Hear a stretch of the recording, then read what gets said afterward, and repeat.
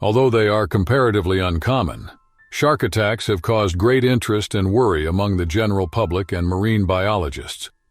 These events, frequently sensationalized in the media, bring to light the intricate relationships between people and marine animals. Shark populations must be maintained for ecological balance, since sharks are also vital to ocean ecosystems. It is possible to reduce risks and encourage coexistence by being aware of the actions resulting from these attacks. We can protect these amazing animals and improve beachgoer safety by researching shark behavior and attack environments. Here are 6 stories. Near the Channel Islands off the coast of California, the early hours of November 1, 2024, were normal. The U.S. Coast Guard cutter Guardian was on a routine patrol with its crew, keeping an eye on the waters and scanning the horizon for any indications of illegal activity or distress. Whale sightings in the Channel Islands, which were renowned for their abundant marine biodiversity, had attracted the interest of both marine biologists and enthusiasts in recent months. Nothing could have prepared the crew of the Guardian for what was about to happen, even though they were used to the region's natural beauty and erratic marine life. The 8 rocky islands that made up the Channel Islands were located off the coast of Southern California and had long served as a haven for marine life. They were surrounded by waters that were part of the Channel Islands National Marine Sanctuary, a protected area where great white sharks, seals, and dolphins had recently been rediscovered. Large predators thrived in the areas of kelp forest and underwater canyons, although it was uncommon to see these animals acting aggressively. On this specific day, the crew of the Guardian had no reason to anticipate anything unusual. As the ship sliced through the calm waters, Captain Elroy Rowe McAllister, a veteran officer with over 25 years of service, stood on the bridge drinking his coffee. Nearby, his second-in-command, Lieutenant Commander Ursula Kearney, was going over the patrol schedule for the day. Unaware of the danger that lurked beneath the waves, the rest of the crew continued their duties below deck. On the observation deck were marine biologist Dr. Finian Finn O'Leary and his assistant Althea Margrave, a quiet but perceptive woman who had been tasked with documenting whale migration patterns for the Guardian. Hoping to see a passing pod of gray whales, they trained their binoculars on the horizon. Even though the ocean was calm, it felt uncanny still, the kind of silence that frequently heralds an unexpected event. Abruptly, the ship was rocked by a loud, echoing thud. The coffee cup broke on the floor after slipping out of McAllister's grasp. He looked over at Kearney and instinctively straightened himself, his eyes narrowing. A rogue wave had not caused this impact, but the Guardian was designed to survive choppy seas. O'Leary and Margrave exchanged bewildered glances on the bow. Their time to ponder was limited. With terrifying speed, a huge shape broke the ocean surface as it emerged from its depths. A great white shark that was easily 20 feet long swung out of the water with its mouth open, displaying rows of sharp teeth. Its body struck the ship's hull with such force that the steel groaned. It seemed as though the shark was trying to bite into the metal, mistaking it for prey because its jaws were snapping open and shut. With a violent thrashing motion, its tail sent waves crashing against the Guardian's sides. Astonished, the crew on deck froze, some clutching the railings and others retreating in shock. Though they had been seen in these waters previously, great white sharks had never attacked a ship, particularly not with such apparent ferocity. Taking command of the situation right away, McAllister told the crew to stay calm and stay on deck. He knew leaving the ship was not an option because the shark was still circling close by, regardless of what had triggered it, and being in the water was the last thing anyone wanted.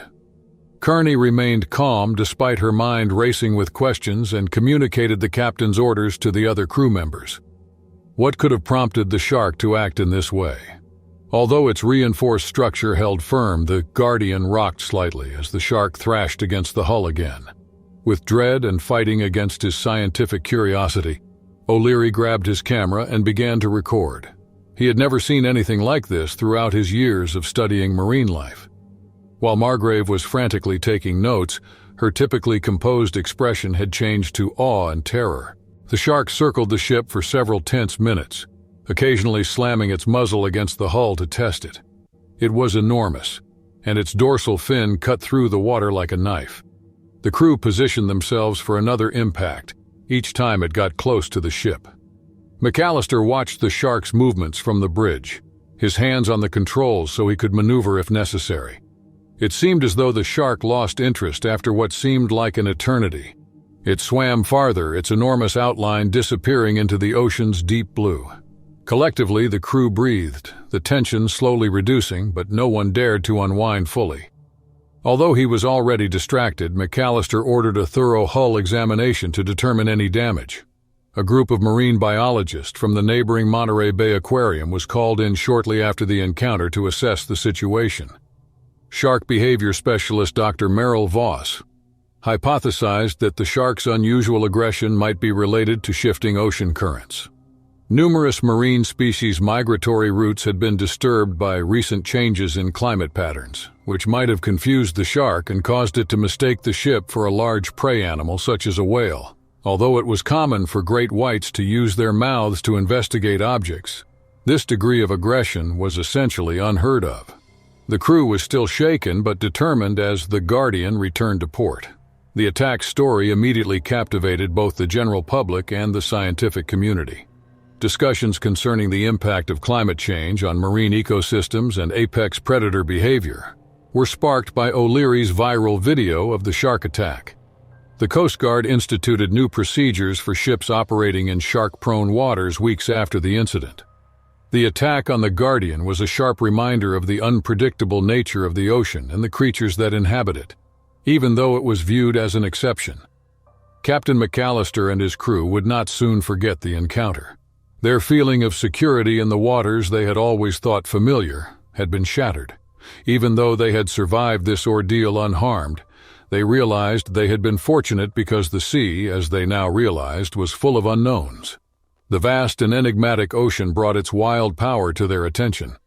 Although the shark left only a few dents in the ship's hull and a tale that would be told for years, it soon vanished into the depths. The charming seaside town of Plettenberg Bay on the southern coast of South Africa was bustling with visitors in the summer of 2000.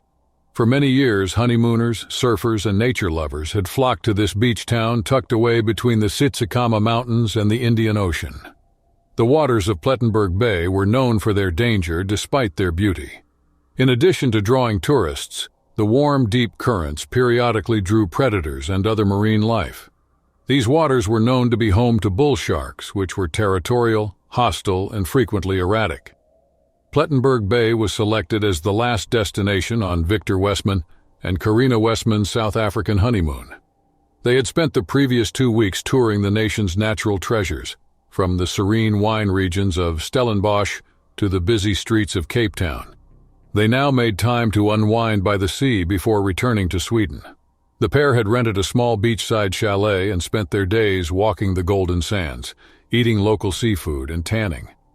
On the morning of the attack, families and couples spread umbrellas and towels on the beach, and a slight breeze blew across the beach with the smell of sunscreen and salt water. The ocean's calm surface belied its deceptively deep depth as it shimmered in the sun. A red flag indicating a recent shark sighting fluttered in the wind as a lifeguard tower watched the bay. Many tourists, possibly lulled into a false sense of security, dipped their toes into the sea, despite the sighting reported the day before because the waters appeared calm. Among those tourists was a tall man named Victor Westman, who walked confidently. Victor decided to swim one last time before they packed up for lunch while Karina relaxed on the sand, reading a book and drinking from a coconut.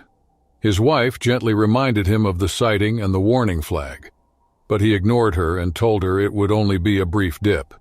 He underestimated the dangers of swimming in a shark-infested area, assuming the chances of running into one were low, like many tourists. Victor felt the incredible rush of the ocean against his legs as he waded into the water, the sand moving underfoot. Due to the attraction of the open ocean, he swam farther than he had planned, surpassing the shallows. He could see little schools of fish darting beneath him, and the water was clear with surprisingly good visibility. He was unaware that the fish were running from something much bigger and more dangerous. About a kilometer offshore, a group of local fishermen had been chumming the waters without Victor's knowledge. Fishermen in the area used the controversial tactic to draw in bigger fish, but the smell of blood and bait would frequently attract bull sharks and other predators.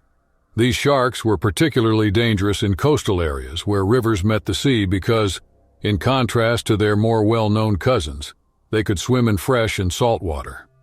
A bull shark that had been agitated and hungry by the fishing activity was lurking close by as Victor swam. Because of their well-known territorial tendencies, bull sharks could launch vicious attacks when they felt threatened or perplexed. Perhaps weakened by the fisherman's bait, the shark mistook Victor's silhouette for a struggling fish on this particular day. Before the attack, it made one cautious circle around him. Victor suddenly experienced a sudden intense pain in his leg. He appeared to be pulled beneath the surface by a vice clamped down on him. He attempted to kick free in a panic, but the shark's hold became more firm. Around him, the once clear ocean turned a murky red due to blood clouding it. Victor struggled to get the bull shark to move away, but it was too late because the shark had locked onto him with an intensity that no human could match. Karina glanced up from her book on the shore just in time to see her husband surrounded by violent water churning. When she first saw the distinct flash of a dorsal fin piercing the surface, she assumed he was just caught in a wave. When she realized what was going on, her heart fell. Others on the beach hurried to the water's edge as she screamed, her voice drowned out by the wind. Victor and the shore were too far apart, but the lifeguards reacted quickly.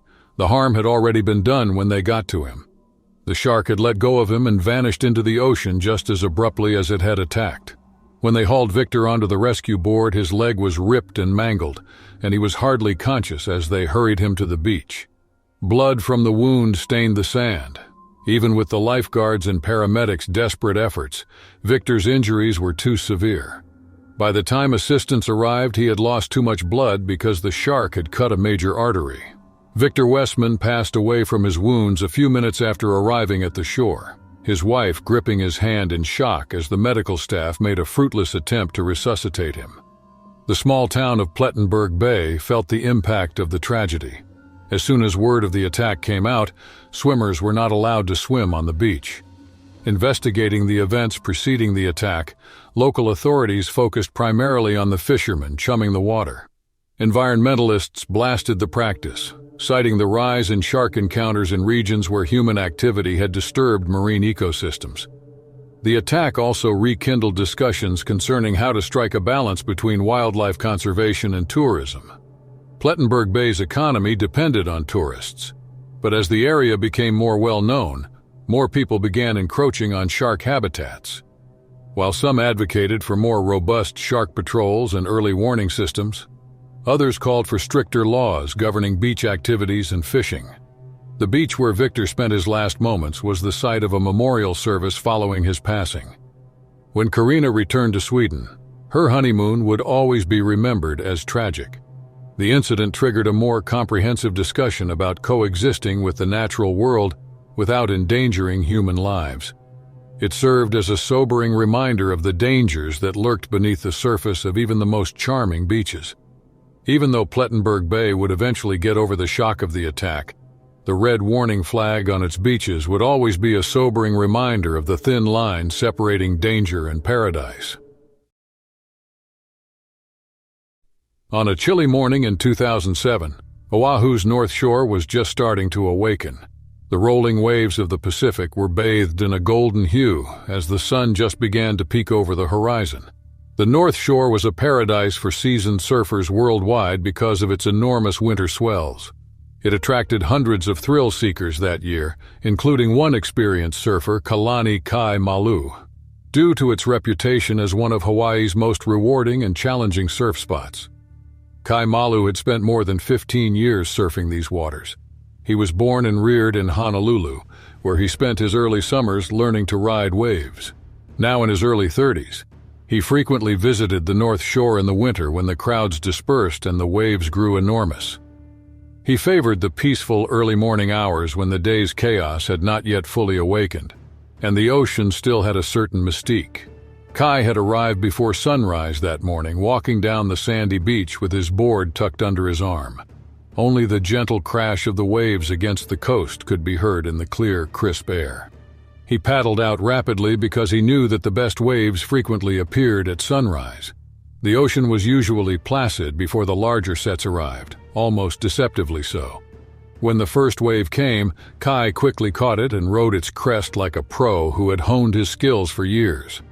The experience was short but thrilling, and he felt totally at ease as he paddled back out to catch another, not realizing that his morning was about to take a terrifying turn. Kai felt a jolt from below as he paddled farther out his arms, cutting through the water steadily. It wasn't the typical bump of a tiny fish or a piece of floating trash. This instance was unique.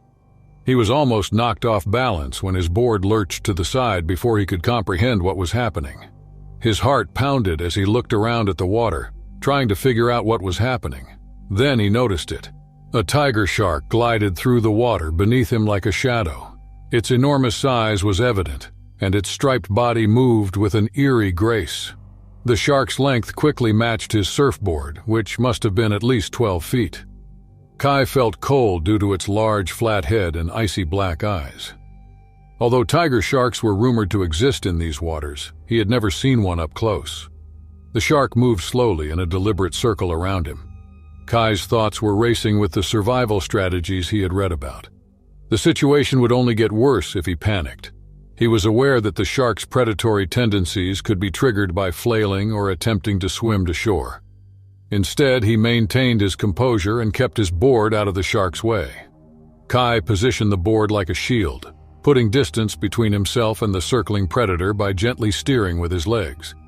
He knew tiger sharks were opportunistic feeders and would only attack if provoked or piqued. However, the shark's level of interest could not be predicted. Early risers had started congregating on the shore, watching in horror as the scene developed. Kai didn't dare take the chance, so they waved their arms wildly to tell him to swim safely. The shark was still too near. An attack could result from any abrupt movement. Instead, he waited, his gaze never straying from the shadowy figure beneath the water. Kai thought it was hours, but it was only minutes. The shark kept making slow, deliberate circles, occasionally vanishing into deeper waters and then coming back closer than before. Kai used his board to gain more room each time it got close, creeping cautiously toward the shore without drawing too much attention to himself. After what felt like an eternity, the shark finally started to show less interest. Eventually, it swam away into the more bottomless ocean and vanished from view as its circles grew broader and more erratic. To ensure the danger, Kai waited longer before paddling steadily and deliberately toward the shore. He leaped from his board and staggered onto the beach. His legs trembled from the adrenaline as soon as he hit the shallow waters. The small group of assembled people hurried in his direction, their expressions a mix of shock and relief. Kai's years of experience and composed manner probably saved his life as he was shaken but unharmed. Later that day, word of Kai's encounter got out fast. Local news stations interviewed witnesses and marine experts to get their opinions on the recent surge in tiger shark sightings off the coast of Hawaii. That year's incidents weren't the first and probably wouldn't be the last. Some hypothesized that shifting oceanic conditions were causing sharks to approach the coast, while others attributed this to the growing number of surfers and tourists. However, Kai remained modest throughout the entire experience. He let the experience speak for itself and turned down most interviews. Despite its perils, the ocean continued to be a place of beauty and strength in his eyes. Every time he paddled out, he was aware of the dangers, and this near miss only strengthened his appreciation for the sea's unpredictability.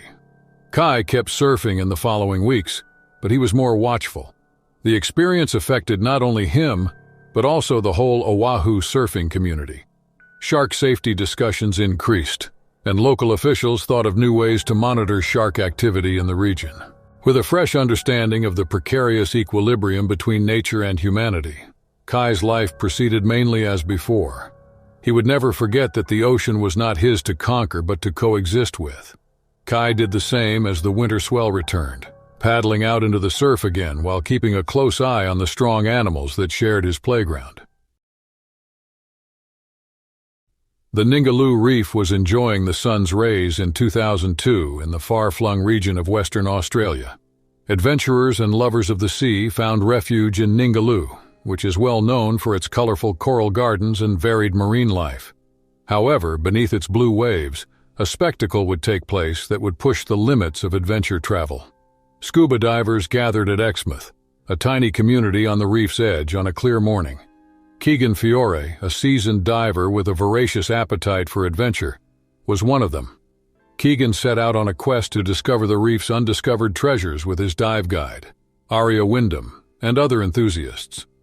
The Ningaloo Reef was a kaleidoscope of color and life that stretched majestically. But there was tension beneath the beauty. These waters were patrolled by sharks, especially great whites, whose presence was both revered and feared. Their territorial nature was mentioned in local lore, but thrill-seeking divers tended to ignore it. The group was awestruck by the underwater spectacle as they ventured deeper. While the sunlight danced through the water, creating ethereal patterns on the seafloor, schools of fish darted around coral towers. Keegan drifted a little away from the group as he watched the turtle glide elegantly. Keegan was unaware he had entered an area that a great white ferociously protected. A faint indication of the predator's approach was the saldering of the water surrounding him. As visibility started to decline, a disconcerting quietness descended upon him. At that precise moment, the great white's distinctive silhouette appeared out of the blue. Astute and seasoned, Aria saw the shift in Keegan's attitude and the approaching evil. As the shark charged, instinct took over. The water churned with sudden chaos. Keegan felt a jolt of terror as the shark's powerful form became apparent, its eyes fixed on him. Aria moved remarkably quickly in those adrenaline-charged seconds. She used the flash on her underwater camera to confuse the shark. The intense flash of light momentarily diverted the predator, but not before it bit Keegan's leg severely. Blood hazed the water, creating a scene of immediate danger. The great white retreated. Aria and the other divers banded together to stabilize Keegan. Thanks to a surge of determination and unity, they could return to the surface. The crew started an emergency response when they were on the diving boat. They sent a helicopter whose rotors sliced the air as it sped to the scene. As evidence of their training and determination, the crew put forth much effort to stop the bleeding. Keegan stayed conscious despite his pain, his will to live unwavering. The attack news quickly went viral, sparking discussions about whether diving at Ningaloo Reef was safe.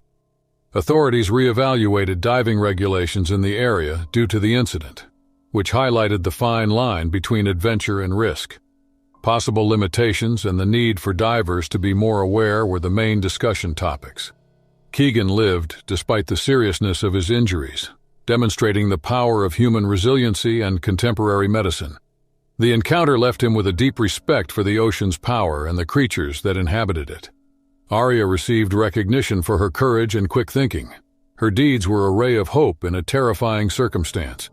The incident left an indelible mark on Ningaloo's legacy, serving as a reminder of nature's unpredictability. Keegan saw the event as a turning point that influenced his subsequent activities and support of marine conservation. The attack stirred controversy, but illuminated the path to coexistence and respect for the ocean's majestic and formidable inhabitants.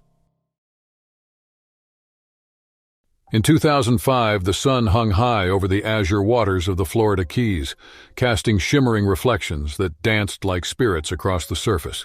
This idyllic archipelago, known for its vibrant marine life and laid-back atmosphere, had long been a haven for anglers. The annual catch-and-release tournament was a celebrated event drawing seasoned fishermen from across the country. Among them was Thaddeus "Tad" Farnsworth, a veteran of the sea with a reputation for reeling in the giant tarpon. Tad's boat bobbed gently in the warm waters just off Key Largo, the largest and northernmost island in the Keys. The area, steeped in history, had once been a refuge for pirates and smugglers. Now it was the backdrop for a different kind of adventure that would soon become the stuff of local legend. The tournament was in full swing, with participants casting lines and sharing tales of near-mythical catches. Tad was in his element with his trusty rod and a cooler full of bait. The air was thick with anticipation and the scent of salt water, a combination that invigorated the old fisherman as he scoured the horizon for signs of movement. Then his line became taut. The bait had been taken by a vast tarpon renowned for its athletic leaps and strong runs. The battle was underway. Tad played the tarpon skillfully and accurately, his muscles straining against the fish's strength as the reel whirred frantically. Other boats approached spectators, keen to see the conflict between nature and humanity. Something unexpected happened as Tad leaned over the side of his ship to release the tarpon. From the depths below, a shadow emerged, a shark drawn by the commotion and the promise of an easy meal. The predator sprang at the tarpon in a flash. Its aim, however, was off. Instead of the fish, the shark's powerful jaws clamped down on Tad's arm. The shock was immediate. Tad was pulled partially overboard by the shark's grip, causing him to feel excruciating pain. The crowd erupted in panic, but Tad's intuition won out. He kicked and thrashed, grabbing for anything to secure himself to the boat with his free arm. The shark miraculously let go of him, vanishing as swiftly as it had emerged into the depths. Fishermen nearby jumped into action. One of them, Billy Rayner, a young deckhand, assisted Tad in returning to the boat immediately. Blood trickled from the wounds, but Tad's spirit was unbroken. A weary smile played on his lips despite the pain as he joked about becoming an accidental food chain member. Medics were waiting at the closest dock, so they hurried him there. Although such attacks were uncommon, the Key West hospital was equipped to handle such situations. The doctors quickly cleaned and sutured the wounds, but the damage was extensive. Tad would get better, but his arm muscle function was severely diminished. Within the fishing community, the incident caused a stir. There were intense discussions after worries about how catch-and-release methods affected shark behavior emerged. Under the direction of Dr. Eliza Thornton, a fervent marine conservationist, the tournament organizers were compelled to reevaluate the morality of their sport. According to Dr. Thornton, the stress of these occurrences might change the dynamics of predator-prey relationships, bringing sharks closer to boats than their natural range would allow. Tad became something of a local hero in the following weeks, and tales of him were told quietly and loudly in bars all over the Keys. He was thrust into conversations about sustainable fishing methods, a position he accepted with humility and humor. Even though his fishing skills had diminished, Tad continued to be a community leader, mentoring younger fishermen and promoting safer, more responsible competitions. Eventually, the tournament rules were changed. To reduce fish stress and deter predators, organizers implemented specific measures such as increasing monitoring of events in the tournament. While opinions on these changes were divided, most people agreed that they were essential to maintaining the delicate balance of the marine ecosystem. The rhythm of life changed for Tad. He adjusted to his injury, taking comfort in the beauty of the Keys and the friendship of his fellow fishermen. His encounter with the shark turned into a pivotal event that highlighted the unpredictability of marine life through a combination of danger and tenacity. Ultimately, the event was a reminder of the wild force of the ocean and the reverence it held. In addition, Tad's story served as a reminder of tenacity to those who attended the tournament every year and would reverberate throughout the Florida Keys for years to come. In 2009, during the busiest travel season, a hot afternoon occurred at Shell Ridge Beach, a well-known location on Florida's Gulf Coast. Stretching out along the immaculate shores between Clearwater and Sarasota, the beach was a popular destination for families, surfers, and sun worshippers. It was close to the small town of Seaside Haven. An idyllic getaway from the city, Shell Ridge was well known for its soft white sand and warm turquoise waters. But beneath the alluring waves, the Gulf's waters were dangerous in their own right. One such danger was the regular appearance of black-tip sharks, which were common in the summer when they moved closer to the coast. Shark sightings weren't unheard of in this region. Lifeguards were trained to deal with them, as black-tips were known to occasionally wander too close to the beach searching for fish or disturbed by the throngs of swimmers. However, beachgoers were always chilled when they saw a shark so close to the crowded waters. The day was incredibly hectic. Children ran in and out of the waves. Families sat under vibrant umbrellas along the shore, and groups of friends played volleyball on the sand. The shoreline was peppered with lifeguard towers, each manned by skilled experts who kept a constant watch on the water. Kieran Vanfield, a 27-year-old lifeguard with years of experience, was one of them. Tall, with sun-bleached hair and a lean, muscular build, Kieran exuded the confidence and calm demeanor of someone who had seen his fair share of emergencies. He had grown up on these shores, knew the tides like the back of his hand, and had learned to respect the unpredictable nature of the ocean. Around evening, when the sun was most potent, its unrelenting rays were baking the sand. As always, Kieran was surveying the water from his position high in the lifeguard tower. He briefly focused on a group of teenagers riding boogie boards and laughing while they did so. At that moment, though, he saw something strange. A sleek, dark shape moving just past the breakers. His heartbeat accelerated as Kieran's gaze landed on the distinct outline of a shark's dorsal fin cutting through the water. Due to its size and the characteristic black marking on its fin, it was identified as a black tip. The shark was frighteningly close to the swimmers and was a predator, even though it was small, maybe 4 to 5 feet long. Without any delay, Kieran reached for his whistle and let out 3 sharp blasts, signaling the water to be evacuated immediately. Soon the shrill sound of whistles filled the air as his fellow lifeguards stationed in other towers along the beach echoed the call. After initially perplexed, swimmers realized what was happening and began to race toward the coast. Surfers paddled wildly, parents gathered small children, and people rushed to get out of the water as a sense of urgency grew. However, amid the confusion, Kieran noticed something that made him sick. A boy in the water no more than 8 years old was fighting an unseen force. The boy, who was later identified as Oliver Renford, had been dragged away from the shore by a narrow, solid water channel known as a rip current. Oliver was frantically flailing his arms to combat the current, which only exhausted him. Kieran's intuition took over. After grabbing his rescue can, a bright red torpedo-shaped float made for circumstances like this, he ran down the tower's steps. Tess Malgrave, a lifeguard, and his colleague yelled at him to exercise caution, but Kieran was already moving and had only one goal: saving the boy. The black-tip shark only became more noticeable as Kieran entered the water. Attracted by the commotion, it had approached and circled, occasionally breaking the surface with its dorsal fin. A thrashing child in distress could easily set off a predatory reaction from a black tip, even though they weren't known to be hostile toward people. The rip current was surprisingly powerful, and Kieran had to work hard to get to Oliver. The shark had already come within striking range when he seized the boy. Despite his racing heart, Kieran kept his attention on Oliver, who was scared and almost exhausted. He secured the boy with one arm while using the other to hold onto the rescue can. The shark then made its move, though. It turned toward them, its sleek body slicing through the waves, and Kieran could see the dark shape beneath the water. He had to take action, and he had no time to think. He thrust the rescue can between them and the advancing shark, using it as a barrier. Startled by the sudden obstacle, the black tip veered off but did not completely retreat. Perhaps agitated by the noise in the water, it circled once more out of curiosity. Kieran was aware that their time out here was limited. His weight pulled down Oliver and his muscles burned from fighting the current. Kieran spoke to the boy in soothing, calm tones, telling him to hold on to the rescue can and remain motionless even though the boy was crying and breathing in ragged gasps. Another shark passed. This time it approached with its streamlined body moving uncannily smoothly just below the surface.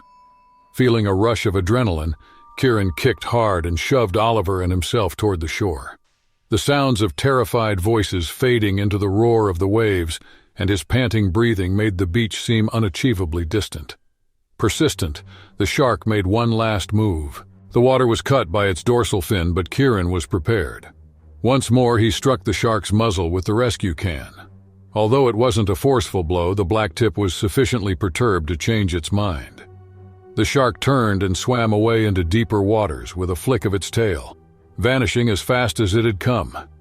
Kieran didn't wait to see if it would return. He focused all his energy on getting Oliver back to shore. With his little hands clutching the rescue can as Kieran pulled him through the water. The boy was now limp in his arms, tired but conscious. Kieran felt the sand beneath his feet after what seemed like hours, but was only minutes. Tess and 2 other lifeguards stood by in the shallows, prepared to help. Oliver's anxious parents hurried to his side as they dragged him onto the beach. Kieran hardly paid attention as the people gathered along the shoreline sighed in relief. His chest was heaving as the gravity of the situation set in, and he was too preoccupied with catching his breath. When paramedics checked Oliver, they found him unharmed except for being shaken and tired. The boy's parents were so grateful that they embraced Kieran and thanked him repeatedly for saving their son's life. Ever modest, Kieran played down his behavior, claiming it was simply a requirement of his job. However, Kieran Vanfield became a hero that day. Local news stations interviewed him within hours after the rescue became widely known. Reporters crowded the beach, eager to hear the story of the lifeguard who had faced down a shark to save a child. Kieran, however, remained modest, redirecting the attention to the importance of lifeguard training and water safety. As the incident revealed, swimming in shark-prone areas could be dangerous. Black-tip sharks were integral to the Gulf Coast's natural ecosystem and were not going anywhere. However, the incident made clear how crucial lifeguards were and how they had to be well-trained to handle such circumstances. Better shark monitoring systems along well-known beaches and raising public awareness of rip currents were discussed. The following day, Kieran went back to work as usual. With the waters once more teeming with carefree swimmers, the beach returned to its typical rhythm. But for those who witnessed it that day, Kieran's valiant rescue would live on in their memories as a reminder of the unsung heroism that frequently went unappreciated until it was most needed. Oliver Renford, who had experienced the force of the ocean and the danger of a predator up close, would never forget that summer day because it was the day a lifeguard saved his life.